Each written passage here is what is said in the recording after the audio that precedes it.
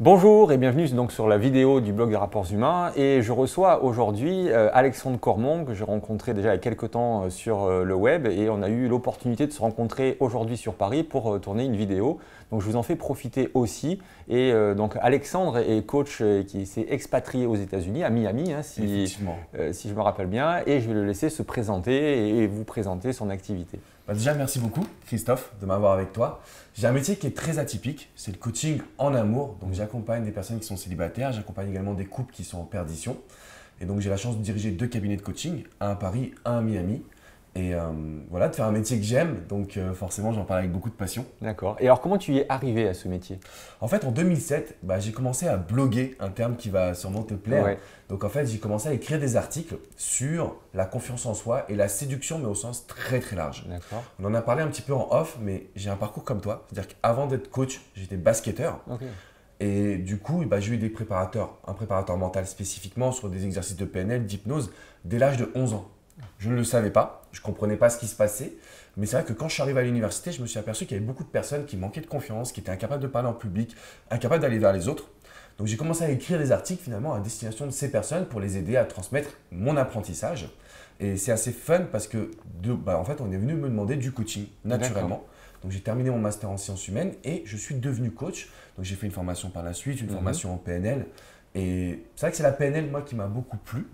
Donc voilà comment je suis arrivé à faire ce métier qui est assez atypique. C'est en écrivant sur la séduction au sens large, c'est-à-dire comment avoir une vie séduisante, charismatique, comment être soi-même finalement au niveau des rapports humains, mais peut-être plus au niveau du rapport avec le sexe opposé. Ça peut être les hommes, ça peut être les femmes. Et justement, c'est ça qui est intéressant parce que, et aussi de cette rencontre, parce qu'il y en a d'autres, justement des coachs en séduction, des love coachs, etc. Et j'ai fait beaucoup de tri là-dedans aussi, quand je regardais des choses qui me paraissaient un peu limites parfois aussi. Et quand j'ai regardé, donc la première fois où on s'est contacté, j'ai regardé justement tes vidéos et tes articles et je me suis dit, tiens, c'est marrant parce que sur cet angle-là du coaching en amour, Alexandre, il est quand même hyper pertinent dans ce qu'il dit, hyper pertinent dans l'approche qu'il a. Et justement, qu'est-ce qui fait que justement, entre guillemets, tu as cette pertinence par rapport à d'autres qui disent un peu tout et n'importe quoi sur le sujet? Alors, je pense qu'au niveau de la séduction et de l'amour d'une manière générale, il y a 2 courants. Il y a le premier courant qui est d'apprendre finalement à, entre guillemets, draguer, c'est-à-dire apprendre à séduire, apprendre à aller, je dirais, comprendre ce qu'on doit dire pour plaire. Et pour moi, c'est une solution qui est trop temporaire. C'est-à-dire qu'on peut apprendre à parler à une femme, on peut apprendre à aborder un homme, mais dans tous les cas, si on n'est pas soi-même, au bout de 3 semaines ou 3 mois de relation, ça va capoter. Donc, je me suis aperçu de cette problématique parce que figure-toi qu'au début, je donnais des conseils en disant voilà, il faut dire ça. Enfin, je donnais mes techniques, entre guillemets, c'est-à-dire comment moi je faisais pour aborder une personne, pour mettre ma main sur son épaule, pour créer une relation et privilégier. Mais ce n'était pas suffisant. Ouais, je pense qu'aujourd'hui, on a besoin d'aller en profondeur. Et donc, du coup, je dirais que ma pertinence, elle vient du fait que je suis vraiment sur le terrain. Par exemple, hier, j'ai coaché 6 heures. Donc, je suis encore ici, que ce soit en France ou aux États-Unis, à chercher à comprendre justement comment débloquer des situations en allant dans le dev perso. Donc, je dis que je suis coach en amour, mais en réalité, tout est ramené au développement personnel, à l'être et je dirais à la communication d'une manière générale. Donc, beaucoup de coaching. Je pense que j'ai quand même une belle expérience de terrain et une recherche de solutions. C'est-à-dire vraiment accompagner la personne à créer enlever des blocages qui étaient dans sa vie sentimentale, mais aussi dans sa vie perso, peut-être dans sa vie professionnelle. Je pense que c'est un effet domino derrière. Donc, j'essaie toujours d'apporter vraiment quelque chose de concret. Et je pense que c'est pour ça que les personnes sont réceptives finalement à mes conseils. Et ce que j'entends aussi dans ce que tu dis, c'est que tu as choisi de manière pertinente, encore une fois, le fait que les personnes travaillent sur elles en premier. Avant d'aller justement faire de la séduction, quoi que ce soit, c'est que tu as compris que le démarrage du travail, en fait, il se fait en soi avant de pouvoir le mettre en application à l'extérieur. Exactement, c'est-à-dire que moi, je vais faire des vidéos pour les aider à mettre en application en extérieur, mais en réalité, les personnes doivent faire un travail en premier lieu sur elles. Et c'est une éducation que je réalise parce que parfois, on n'en a pas conscience. Et donc, mais je pense que quand on fait un travail sur soi, tout change. Et ça, c'est quelque chose que, effectivement, j'ai appris, compris, analysé. Et que je défends bec et ongle parce que quand on est capable de faire le travail sur soi, sa vie quotidienne change. Sinon, c'est un espèce de pansement qu'on met sur une espèce de grosse fracture. De jambes de bois. Et voilà, c'est ça. Et donc, tôt ou tard, ça reviendra. Et généralement, c'est un effet boomerang, ça revient encore plus fort que par le passé. Donc, on est encore plus frustré, encore plus triste. Et on se dit qu'il n'y a aucune solution parce qu'on a cherché la solution à l'extérieur de soi. Et ça, je pense que c'est une des problématiques majeures dans notre société. Exact. Et alors, concernant les rapports humains au sens large, je veux dire, qu'est-ce qui fait que tu as pris cet angle en fait, de rapports humains plutôt dans les relations intimes, quoi, les relations amoureuses? Alors en fait, il y a eu 2 points qui ont été importants dans mon développement. Le premier point, c'est que j'ai eu beaucoup de femmes qui sont venues me demander des conseils. Je pense que ça manquait d'une figure masculine.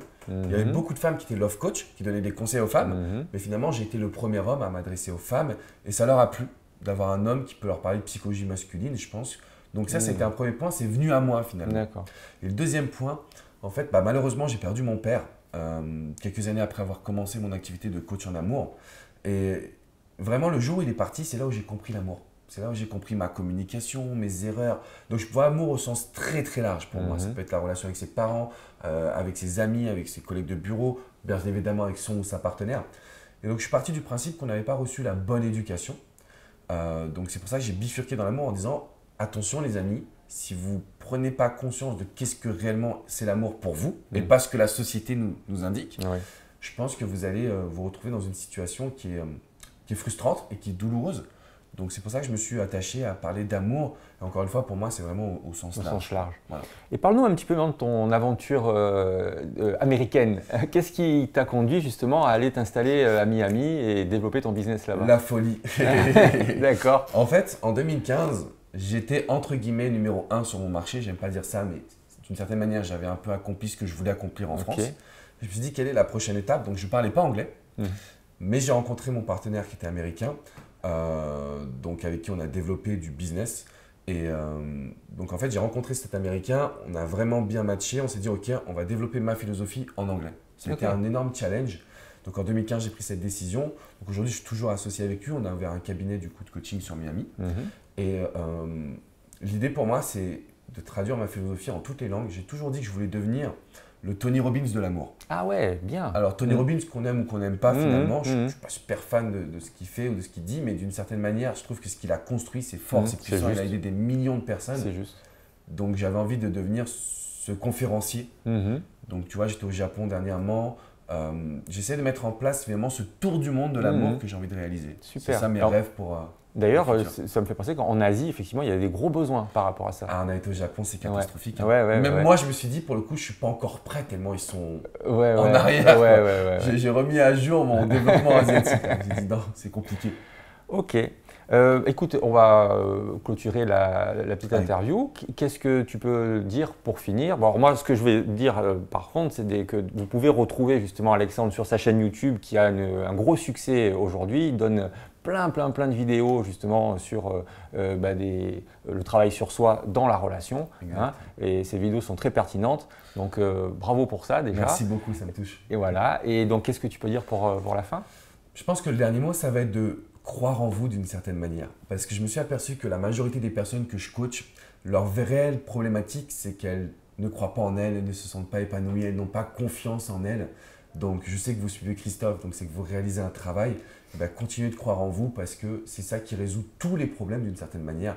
Quand on s'aime, quand on a appris à se connaître, on arrive à trouver des solutions les amis. Donc continuez ce magnifique parcours, chemin dans le développement personnel parce que je pense que ça va vous apporter beaucoup de bonheur dans votre vie.